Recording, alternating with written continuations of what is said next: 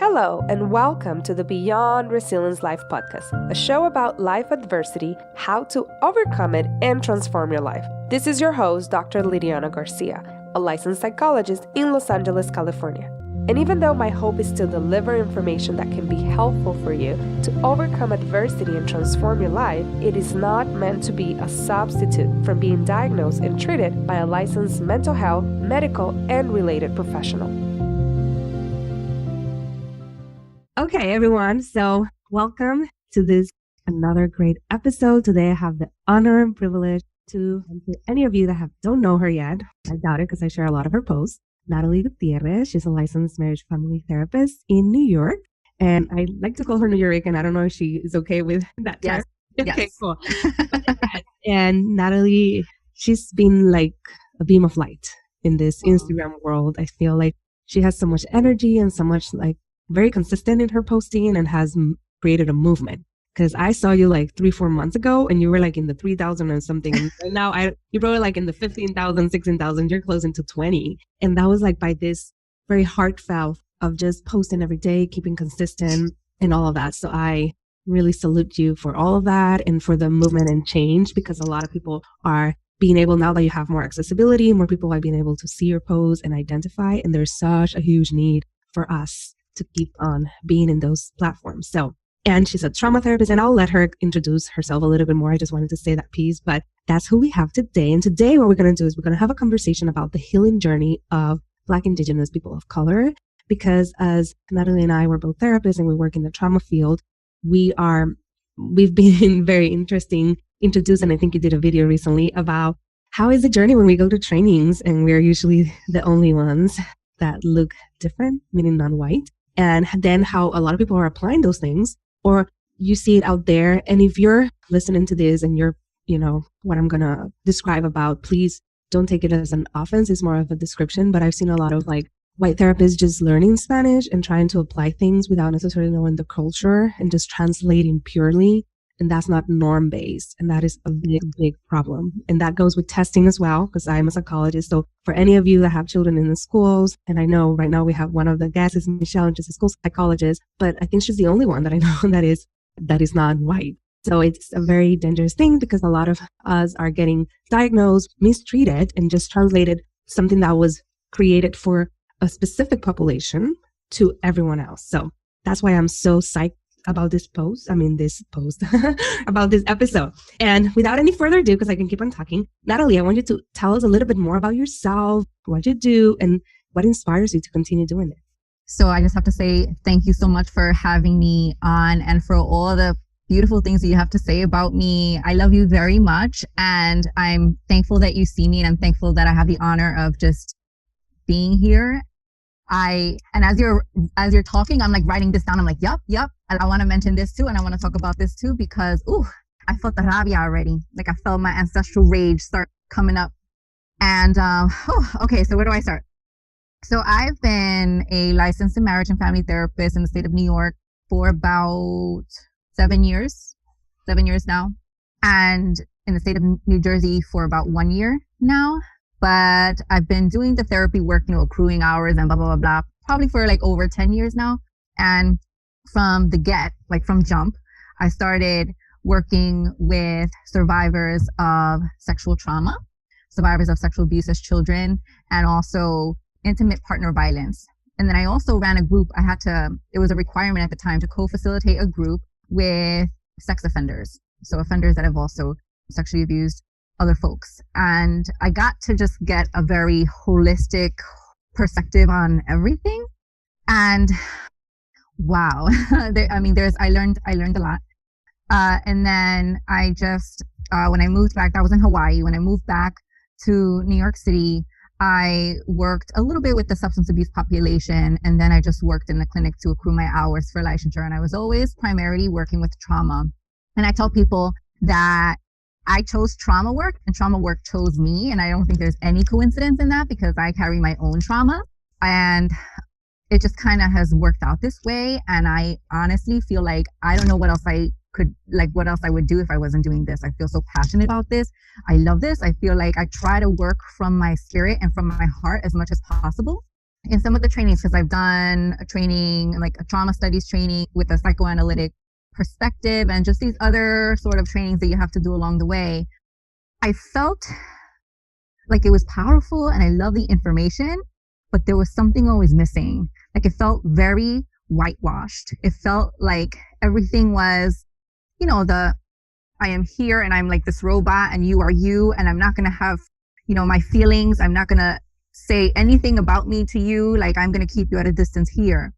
And also like this very like authoritative kind of role that I used to run into in the past with therapists, just being like this more hierarchical structure that happens, that where you kind of, a client of mine had said this years and years ago, where they had seen a psychologist and then had gone to see me after, and about that person, they described that person as, you feel the degree in the room, like you felt the doctorate in the room. And I don't want people to feel that with me. Like I try to make sure that it's very peer to peer, because one thing, at least what feels true for me, is that folks of color, Black, Indigenous, people of color, come from a lot of trauma, slavery, genocide, all of that, from people of authority. We are also, you think of mass incarceration, there is a huge disparity between people of color in the prison system and people of color, of white folks that are not in the prison system. And so I feel like when it comes to the real healing work with people, that you cannot come from a place of authority, that you cannot come from a place of, and this is what you need to do, and da da da da da. Like you have to come from heart to heart, peer to peer. You have to come down from, the pedestal, the high horse, or whatever it is. You have to put ego aside, and you have to actually meet people eye to eye on the same level, and heal that way, heal collectively, heal as in community heal. So yeah, right. I'm looking at the comments. Michelle Morales says, see their humanity. Absolutely.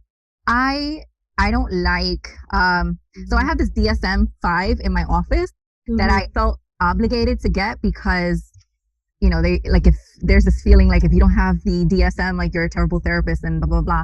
And so I have it in my office, and it's been in a plastic for like, since it first came out. Like I've never opened it, because I just find that when you had mentioned earlier, and I took a note of it, that there's just so much diagnosis and sometimes people being misdiagnosed because the clinician is just ready to pathologize certain things, that it's always, this person has schizophrenia, or this person has bipolar, or this person has so-and-so. And everyone is so quick to diagnose. And I know some of it is because of insurance purposes. You won't get paid unless you give a diagnosis that's billable. At the same time, it's like there are studies that show that people of color are more diagnosed with bipolar disorder, borderline personality disorder, and these kind of cluster A and cluster B traits than white folks.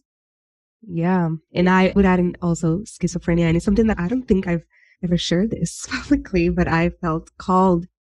I'm Puerto Rican and over here, I guess, biracial. Like my dad is very dark skinned. My mom is very white skinned. So from my dad is where the closest that I have the connection with my Black side and my African side. And that side of the family is where the severe mental health issue is more prevalent. Bipolar. I have an aunt that was diagnosed with schizophrenia. And I actually, if we look about diagnosis, why I actually think it was erroneous. It's more, but anyways, it's all based on rage. It's all based of slavery induced symptoms that continue to happen down the road. It's like, we'll go crazy. Of course I'm going to and want to do things my way. Like I've been held for so many years, and there's that huge trauma in that side. And I was explaining, because I was talking with someone, that that's the side that I feel like I would also have more connection with my African side in terms of spirituality, blah, blah, blah. And it's the side that is the most very Catholic and very that's a big no-no. So I was not introduced to any of Santeria or anything like that in Puerto Rico, even though I'm from the East Coast and my African side is from the East Coast as well. Because it was very much of like this whole thing of being colonized and following, because to survive, I mean, they had to do it. They had to do it. But yes, is that side, because my other side that is more the white and maybe indigenous side, it's more of anxiety and more like pushing through, blah, blah, blah, and all this kind of other stuff and body kind of issues. But from my father's side, it's more of that severe mental health and alcoholism and blah, blah, blah. But it makes completely sense. And when I was younger, nobody ever told me that. And then I felt ashamed of that. Like even going into studying psychology, it was like, well, this is a secret I have to hold. Because then people will think that I have that. And, it's this whole stigma of like, oh my God, I have like an aunt that has schizophrenia. So does that mean that, genetically, because you study all those kind of things. And it's very unfortunate because then it adds more to the stigma and it adds more to not wanting to look for help or anything. Exactly. Like our community already feels like we can't talk about it because therapy is for crazy people, right? Like therapy is for white people or therapy is for crazy people because that's what's been shown to us, right? And it's impeded our healing. But there's also a shame around like airing the family dirty laundry. Like, they say when whatever is wrong with the family, you deal with it within the family and that's it. You don't go anywhere else. You don't go, no one can tell me how to run my life. And I've been living this way for whatever long, like I'm not going to change that. But there is also, I love how you brought up the Santeria piece and all of that, because I think too, we don't incorporate that enough in therapy as well. Like we don't, like that feels very taboo. Like when someone says, oh, I'm a bruja or I do Santeria, it's automatically, boom, you're bad, you're evil, you speak to the devil, da da da da da da.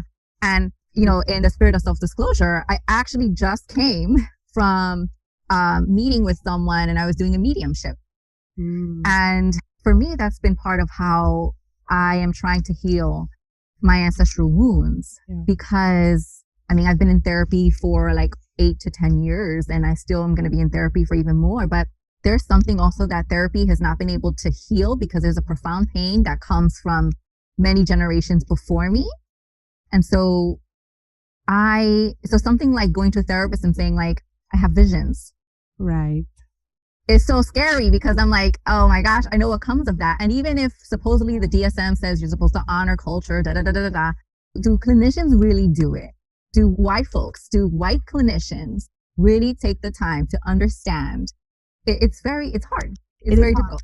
Especially then if you disclose that you have any family member. Right. Like first second degree. Oh, okay.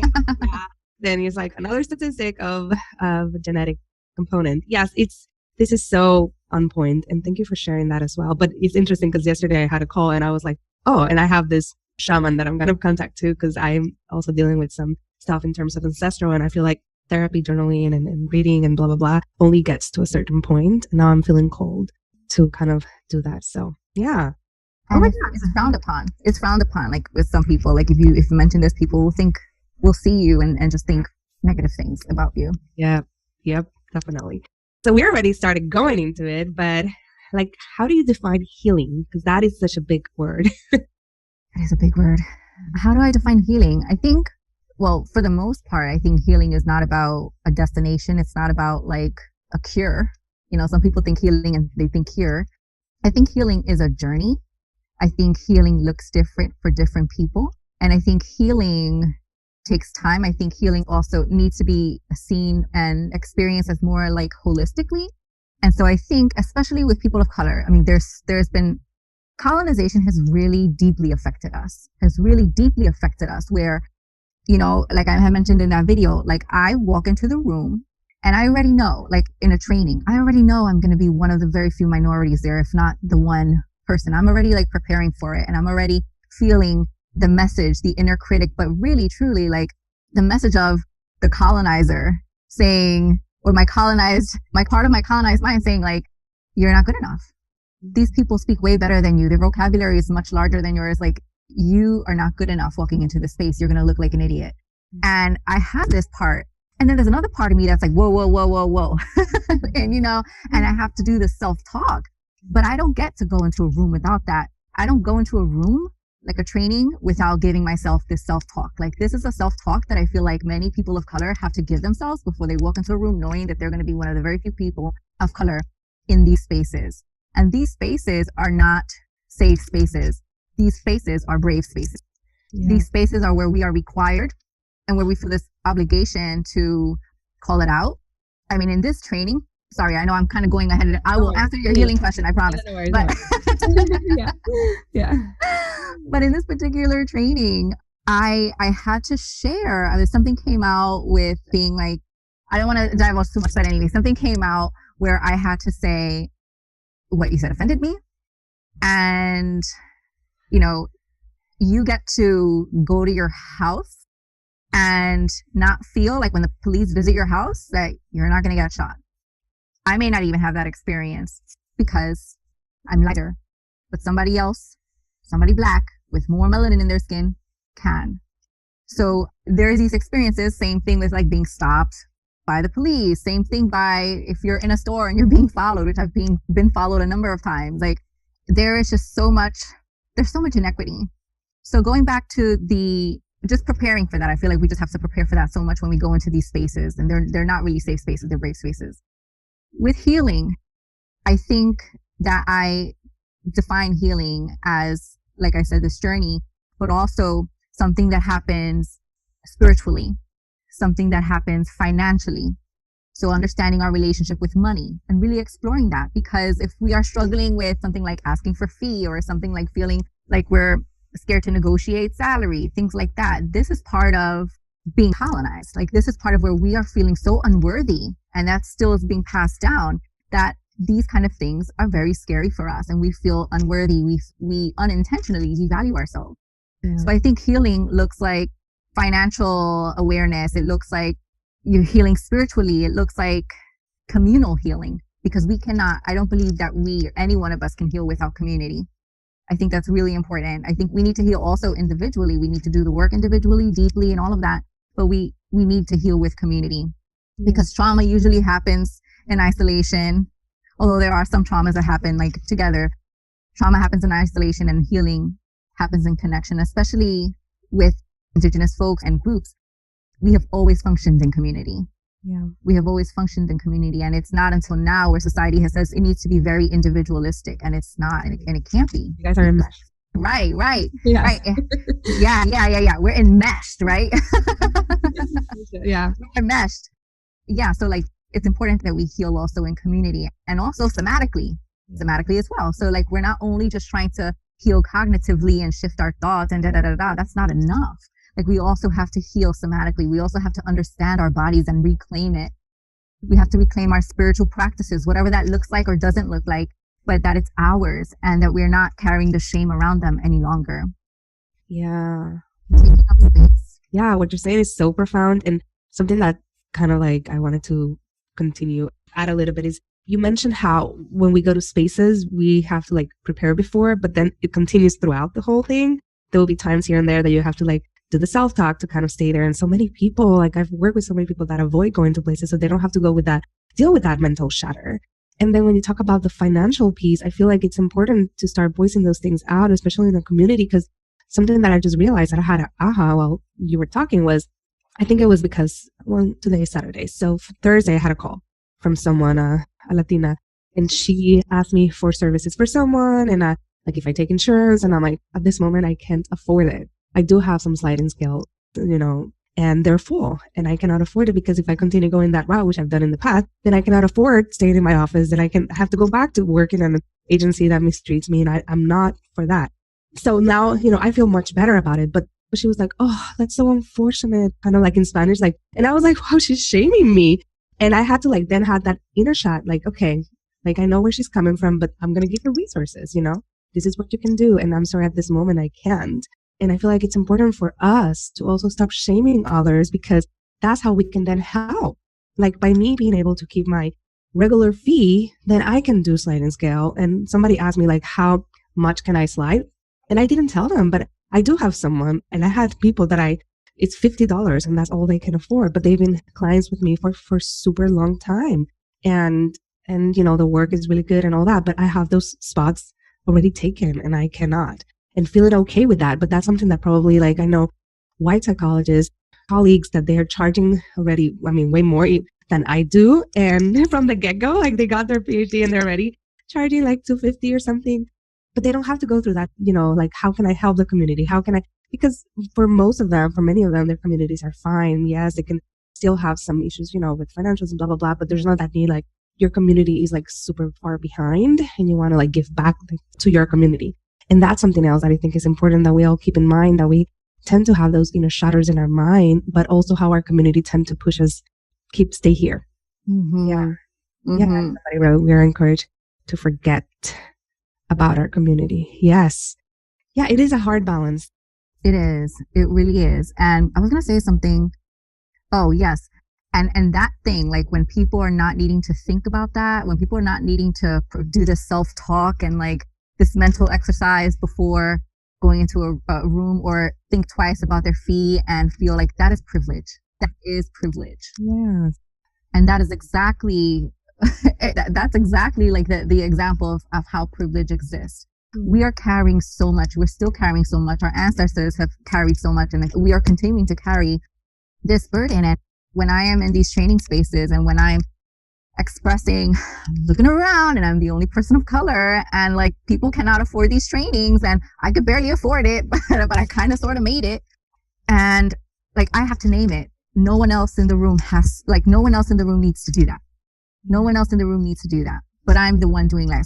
So we carry this like extra burden of having to like name it alongside already experiencing it. So we have to experience it, and then we have to name it.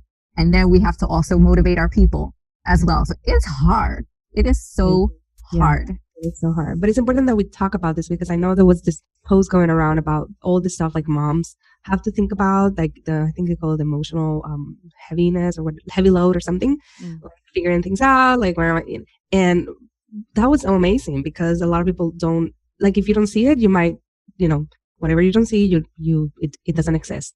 And it is there. It is there for all of us. We are always having some kind of like, or, worried about it, or inner shadow that other people don't necessarily have to have. Mm-hmm. And Christina said, and then white folks expect us to teach them too. That's absolutely right.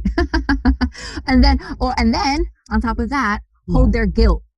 Yes. When they feel that, the white fragility, as they say, when they feel sad or guilty about this, then we have to care for them in the process. We have to like soothe them. And it's, no. Yeah. Oh, those days are gone. Yes, I know. We already started talking about some challenges that Black Indigenous people of color experience. Any other challenge? And I added here like individually, family, occupational, in their community. Any other challenge that we haven't voiced yet? Oh, well, occupational. Let me see. I'm looking at my index because I'm like, I have to make sure that I say this. Occupational, what immediately came up for me is asking for salary, right? We feel so behind. And of course, I don't want to entirely generalize and say all people of color feel behind and all of this stuff, because I'm sure there are people that don't, but I can speak for myself when I say that there's a part of me that feels like you're behind. And then there's another part of me that's like, don't compare yourself to people who've had resources way before you. So, holding that. So occupationally, I think that it's important, not only just asking for salary, but that going back to the issue around just like mass incarceration, right? And people of color being the most behind bars and in the prison system. When you leave prison, it's harder for you to find a job. Now there's like this, what do they call it? Like the scarlet letter on you, where you are seen as a certain way, and it is harder for you to find work. And so if you cannot find work and you're trying to support your family, what are you going to do? The thing that brings you money. And then there's also this vicious cycle. So there's that. There's even just access to healthy food, right? Like financial, like access to food, being a person of color, trying to find access to food, organic stuff, all of that stuff. Like it is very hard for many people living in, poverty stricken areas to find healthy food, organic food. And so we go for the processed foods, the unhealthy stuff. And then the daily $1 value menu. And right. And then fast forward, now we start having health complications along with the stuff that has been passed down throughout generations when it comes to health. Yeah. When it comes to something, health is worse, and then longer, and then the treatment that they get. Yeah. Right. I'm even thinking about schools. Like now that I'm in the process of looking for a kindergarten for my little one, the food that they serve at school. Because I know on one side you have like, well, at least it's something, because there's people that don't have, and I get that. But can we go a little bit beyond at least it's something? Can we, like, whatever we give, can it be quality, so that way we can change this pattern? Because now here in California, the schools are required to provide breakfast. And when I asked the teacher, she said, well, it's usually like boxed stuff. And I'm like, oh, my son has asthma. I'm like, I try to keep him away of these things because that exacerbate his, like, I have the privilege in that sense with my finances that I've been able to look for different kind of services and realize that that kind of food exacerbate his asthma and his respiratory issues. So I try to avoid it, try to eat, healthy. But now I'm like, oh, you're going to feed those things and he's going to eat it because, he loves cereal. I try to buy him, he's going to want to eat milk even though we don't drink milk at home, and those kind of things add into that respiratory. And there's a lot of kids with low SES with asthma and with a lot of it passed generations to generations. So, and access to school, the school, right now I'm moving to a different area because the schools are they're so traditional. And there's so much to talk about school in itself, but yeah, it's so the access to school. And then the whole thing about the military recruiting in those areas, there's out there, the opportunities that they're able to get. And just even, just even thinking when you say that, the military recruiting, I thought of the, oh my gosh, what is the film? It's a documentary. I can't, oh gosh. I think it's Superman. No, it's about when contraception was being introduced to the United States, they went to Puerto Rico and started having people sterilize. They were sterilizing Puerto Rican women against their will, against their consent, just saying, this is to help your family not grow anymore. And so women were sterilized against really fully knowing what was happening by the government. And again, using the bodies of people of color as experiments. And there is a lot of history behind that too. Oh, yeah, especially in Puerto Rico, it has some of the highest statistics about Crohn's disease. So the issue, it has really high statistics about breast cancer and cancer in general. I used to live, I was born and raised in Humacao, and from my house, I was able to see Vieques. So that's when the Marina was there. So we were able to hear the explosions that they were doing there. And I was like, oh, fireworks. Hell no, it was not fireworks, So, and I've never been to Vieques because I kind of moved here several years after the Marina left, and it was still dangerous to go there because there was still a lot of minefields that you can get blown up by walking to the beach or something. But, all those kind of things, and the agente naranja, the orange agent that they tested in the west side, Puerto Ricans have a lot of many diseases, and I have family members with Crohn's and all that, and yeah, they go. I met some people here, some doctors, and they're like, yeah, we go to Puerto Rico to study, and I'm like, thank you. What, I don't know what to say. This sounds so horrible. Yeah. Right.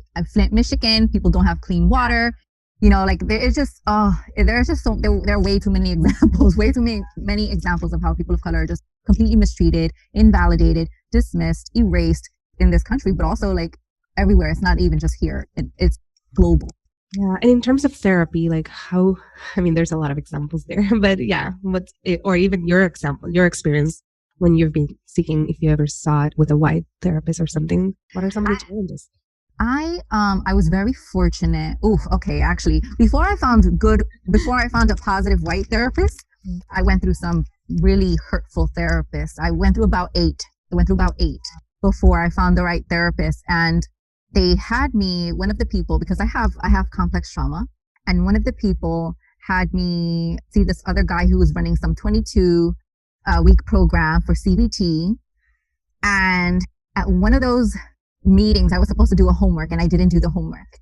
And when I didn't do the homework, he responded to me that he was disappointed in me. Oh, wow. And I immediately thought, oh my God, that's my father, that's my mother. I've disappointed everybody. Da, da, da, da. And I just I lost it. And I just, how could you? And I'm yelling at him over the phone, how could you say that to me?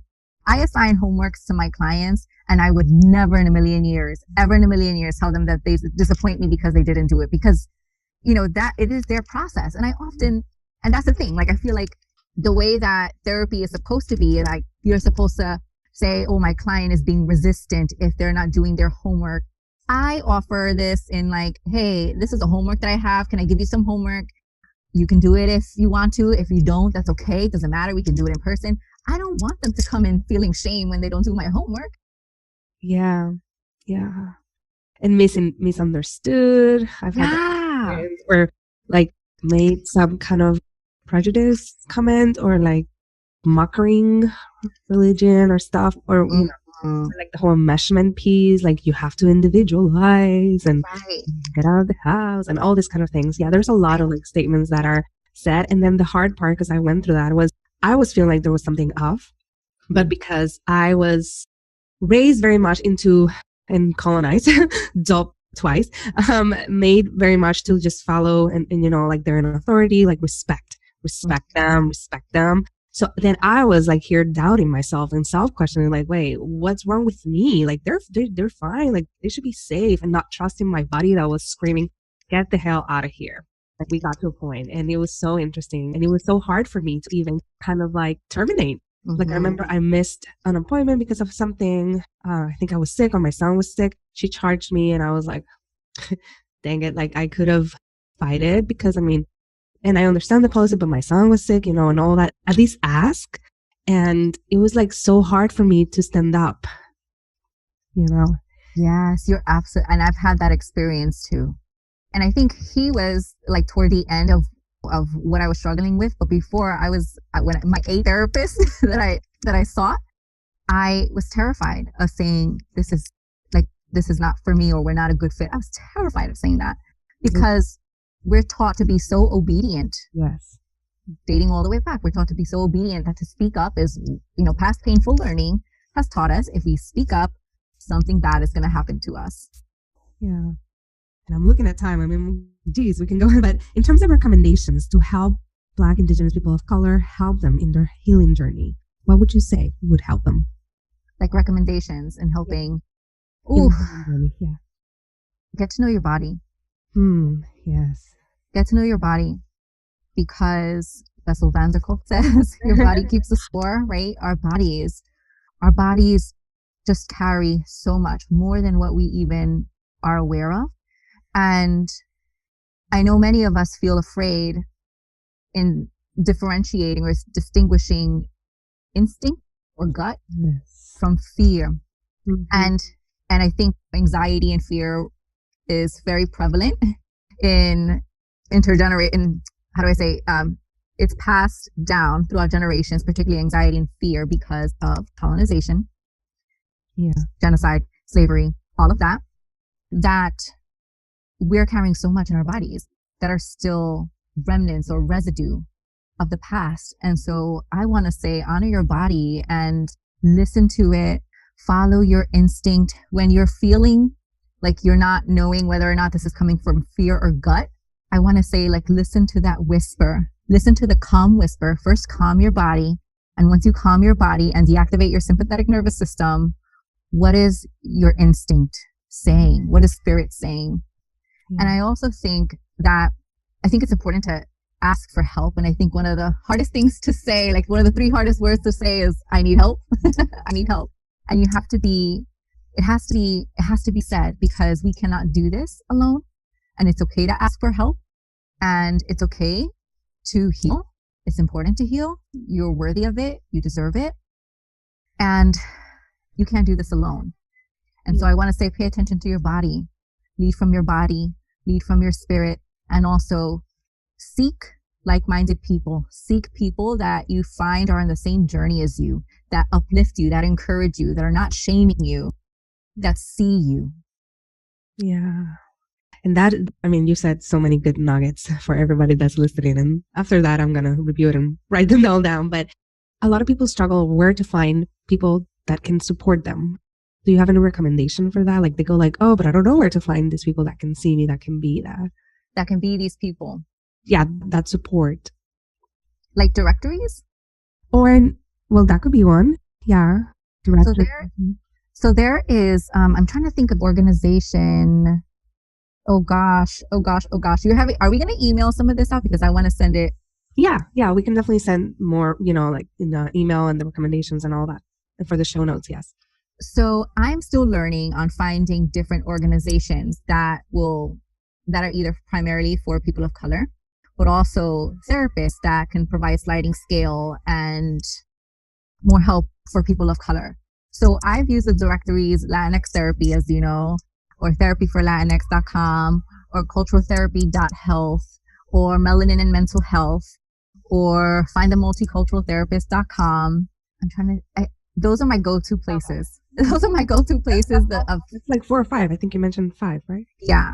Right. But there's this organization, Cloth. The acronym is Cloth, COLTH. Okay. And I can't remember what it stands for, but it helps women of color. Yeah. Okay, good. Yes, and I know there's an app I was approached via email. I think it's called Ayana, Ayana. Yes. Yeah. So that's right now there's a movement, and that's great. And I feel like we're getting into this Aquarius age and we're moving past the Pisces age. Oh, and one more, inclusive therapist, which is pretty new, inclusivetherapist.com. Okay. Never heard. Yeah. Yeah, I'm gonna make sure to write them all this, and also like later on if you have like a snippet or something that you want to include in the email, since I have everyone's email, and you will have everyone's emails as well. Great. Okay, great. And what has helped you the most in this healing journey? I think the people I've met along the way, like, it hasn't really been a therapeutic approach. It hasn't been like, I can't say EMDR saved my life, or, yes, all of this has been wonderful. All of it is wonderful. Different theoretical approaches work for different people.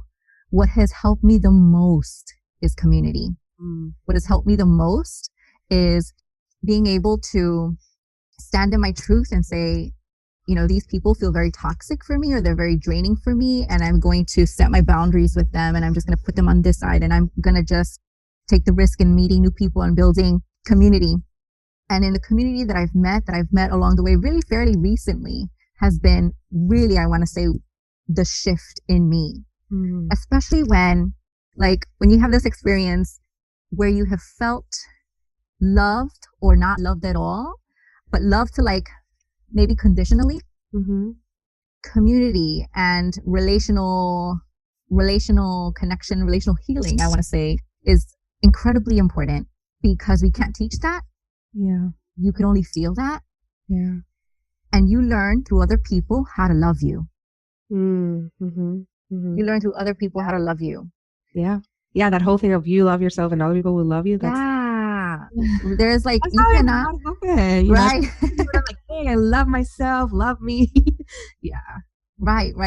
You can't, there's that whole thing, you have to, in order to love other people, you have to love yourself first. Bruce Perry says this beautiful quote that I had on my Instagram one time that talks about we cannot learn love in isolation. We learn how to love ourselves based on how other people love us. So I think that has been what has been the most fulfilling thing to me. No matter all of the therapy and all the different kind of approaches that I've experienced, the love that I receive from other people is what has been the most healing for me. And actually Instagram has been just so amazing for me, in the sense that I have built even more community, meeting you and meeting so many other people who see me and see me authentically, see my true self, is so freaking healing. And I wish that for everybody. I wish this for everyone, because this is truly the work.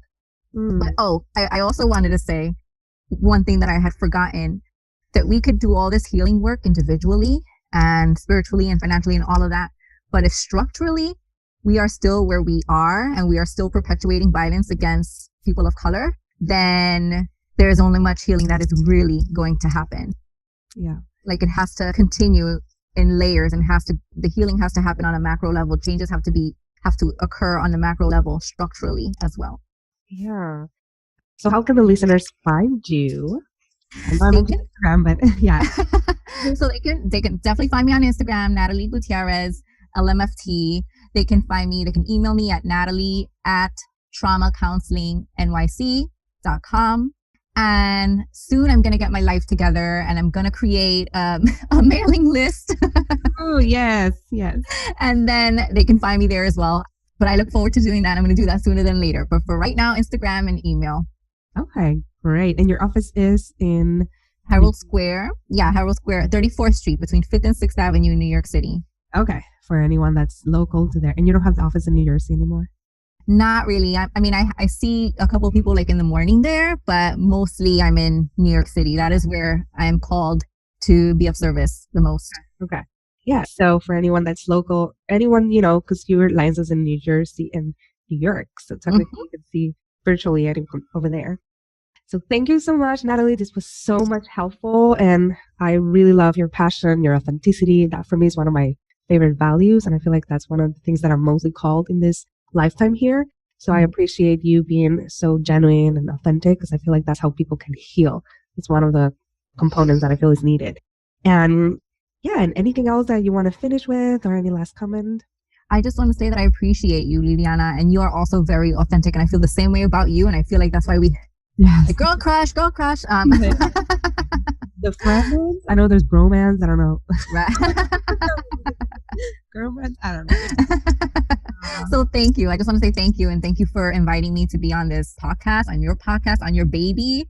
And also happy half birthday. Happy half birthday to your beautiful podcast. The reason why we're even doing this. I know. I forgot to mention that. Thank you for reminding me. Yes. Thank you so much. Okay, everyone. So you'll hear from us soon. Okay. Until next time. Bye. Thank you so much for listening to the Beyond Resilience Life podcast. I'm so happy to have you here. If you like this episode, please make sure to review it and comment on it and share it with your friends and family. Until next time.